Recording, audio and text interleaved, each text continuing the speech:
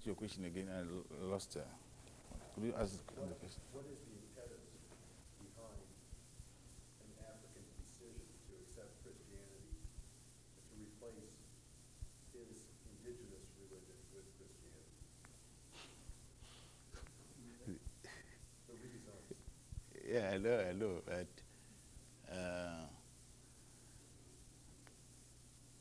if I look at the question as an observer rather than a participant or somebody who is involved in this, I will say that, of course, Christianity has appeals which can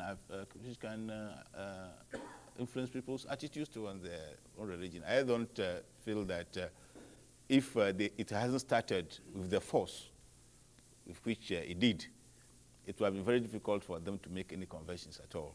And of course, they came not only as Christian missionaries, but also as other things, as colonialists and so on. That is why they were able to make any headway in the first place. If they had come alone, that is, if they had come with Christianity alone, it would have been very difficult for them to make any headway.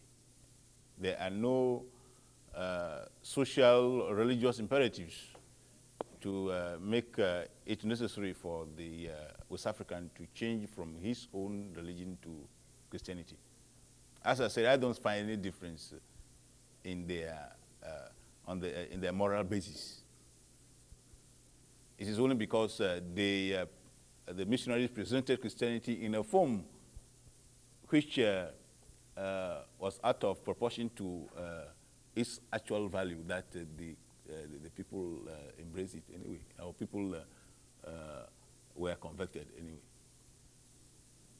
That would be a good reason for people not to accept Christianity. So why do that? If it's obviously got all these, if it really doesn't help them out, then why do they accept it? Well, I said that first it started as an agent of the educational system. People were asked to be baptized if they wanted to join, to enroll as pupils and so on. And this is how many people were converted as Christians in the first place. Pardon? Well, I was going to say that the question is very simple, that things presented between attract a number of people. And if you remember that when religion came, the Christian religion came to, say, Nigeria, nobody was forced to do it. And you cannot just ask a single person, why did they accept it? There are people, my father told me that what happened was that his own father was asked whether he would like, as an example, one of his children to become a Christian. And if my grandfather decided that, yes, I will send, who wants to go there, you want to see what they are doing, want to learn something. And they allowed one to go. So you cannot ask the question, why did they accept? Why did they not accept?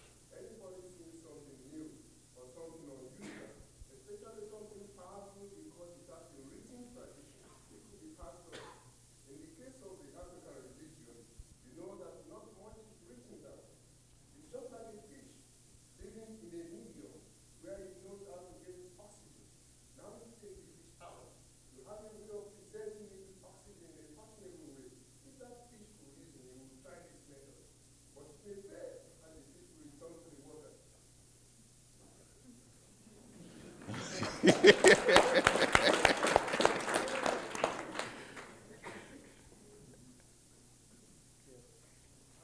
How much of the pure traditional religion is left? I mean, are there any places where you have the pure traditional religion as it was before it was affected by any Christianity at all? Oh yes, oh yes. The majority of people are practitioners of this. In many societies, the majority are still practitioners of this religion. You can see it, well, I don't know what you mean by pure form. Even Christianity is changing, and traditional religions are also reacting to other changes. But they are very much, they are very self in many societies.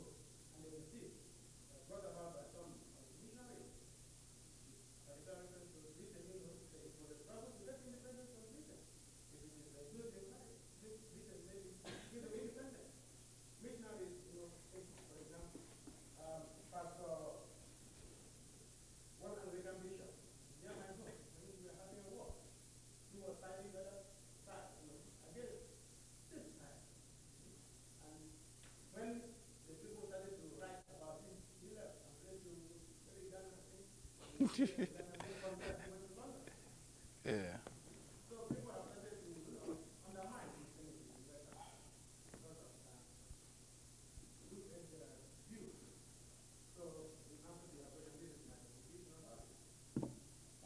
Well taken. But let me also add that you see, there was an element of constraint in people's attitude towards Christianity during the time of the during the time of colonialism, and by that I mean that people were not able to express their views openly against, say, the Queen being held as the head of the Anglican Church in Ghana and so on. It wasn't possible for people to express their views. So at the time of independence, what actually happened was not the attitude towards the religious system as such, but rather attitudes, rather the new freedom which has enabled people to voice their views against certain practices of the church. You see, so in a sense, you may say that this is a turning point, but I don't think in actual religious belief there was any turning point. There was only a change in the political climate which enabled people to voice their views about their religious beliefs or the religious organizations of the Orthodox churches.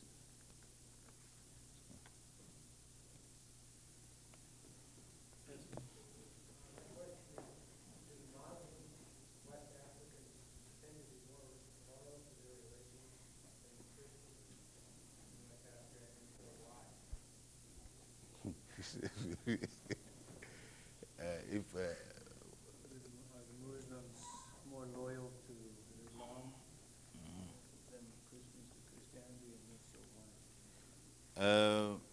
well, this is a very interesting question. As I said, Islam didn't face most of the difficulties which Christianity faced in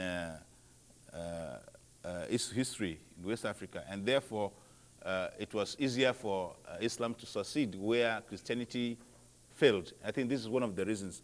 It is also it must also be remembered that Islam has been in West Africa long centuries before Christianity came.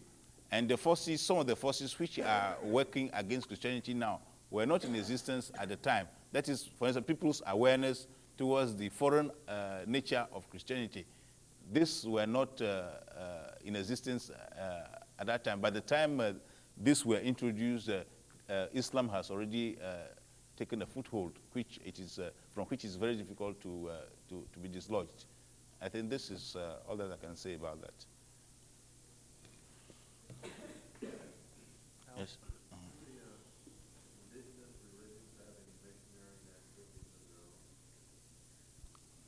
What's the question? What was it?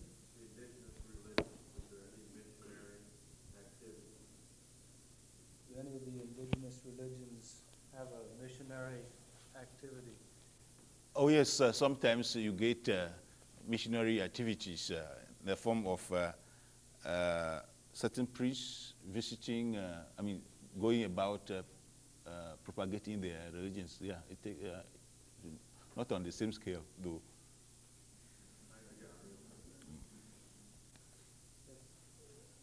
Would you say that in the indigenous religion there would have been enough of the spirit of love for fellow man and recognition of people of other tribes that would have prepared the way for independence, as well as some of the Christian teaching through the schools, let's say? Yes, take the case of ancestor worship, for instance. The basis of the whole worship of the ancestors is based on the fact that the ancestors want people to behave in a particular way towards each other. And therefore, fellowship of men and love for one's neighbor is an aspect of traditional religion. Does that cross the tribal barriers enough in a country, for instance, Nigeria, with its 250 tribes, let us say? They might have worked together for one government? Well, the teaching of Christianity was not able to prevent the civil war. But there might have been a lot of them. But traditional religion might have done it because I mean, Christianity and Islam represented two polar situations which worked towards the divisions which arose in the country. If they hadn't come, I don't think the civil war would have taken place. Therefore, on the contrary, I would say that it was Christianity, not traditional religious beliefs, which were responsible for Should the. we go back a couple of years more to the time when there was many tribes, and if there had not been, I'm very much opposed to colonialism. Yes? But could there have been this kind of unity among the 250 tribes without this spirit that Christianity has brought into West Africa? When if people talk about Christian teachings and you mention things like the fellowship of men, the love for each other, it is very difficult for we Africans to comprehend.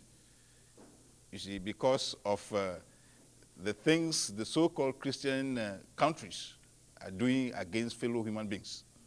You see. We are ashamed, right?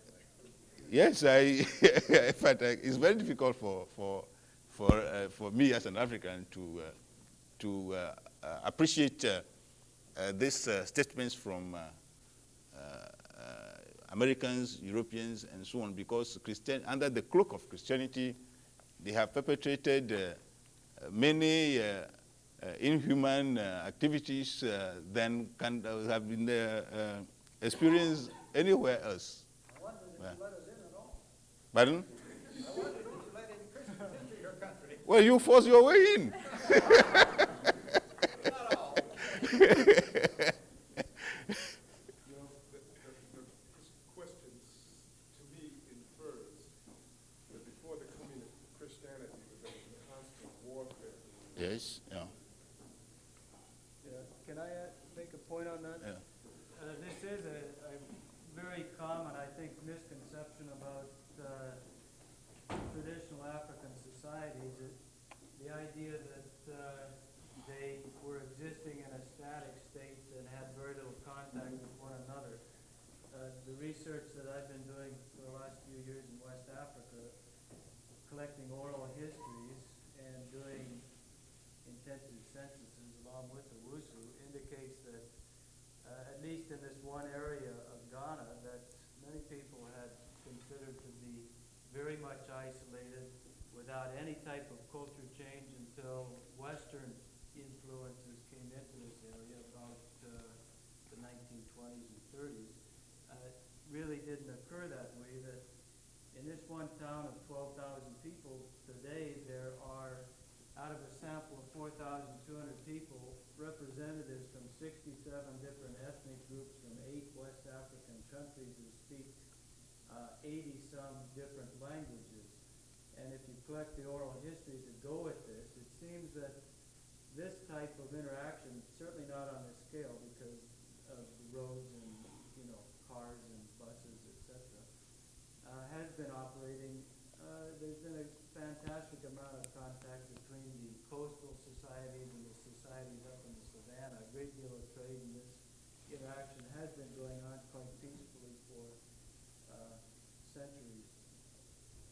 Mike, I think also I want to point out that nation building and the rise of empires and the assimilation of tribes has been going on in West Africa for quite some time, for several thousand years at least, and perhaps about just before about the time of the European Renaissance, I doubt seriously that most of Europe and West Africa were really very unequal.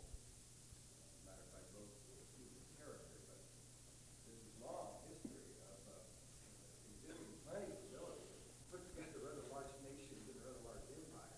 Yeah, in fact, 3 of those empires, the ancient kingdom of Ghana, the ancient kingdom of Mali, the ancient kingdom of Songhai, each one of those encompassed over 1 million square miles and operated for hundreds of years with a fantastic bureaucracy, well-trained army, universities. At the time that Europe was in the so-called Dark Ages,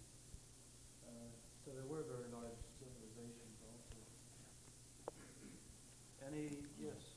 I was wondering if you as an African and practicing your indigenous religion, if you have any code of conflict with your work as an anthropologist, Western. No, I don't suffer any conflict because I'm a traditional believer in the real sense of the word, and I'm a member of a number of religious cults, as well as a number of small members, worshipper of small gods, and I do this not necessarily to study them, but because I believe in them. And my name is Godwin, but I'm not a practicing Christian.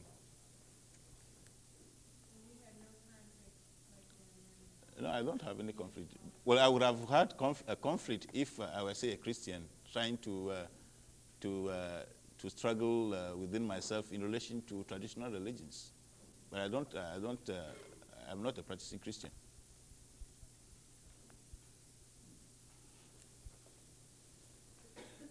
Some of you in this room have a lot of work to do on Dr. Nukunya. Do you have any more comments or questions? I think I'd like to thank Dr. Nukunya for coming all the way from Ghana, and thank him for a very stimulating talk. I hope you all enjoyed it. Thank you.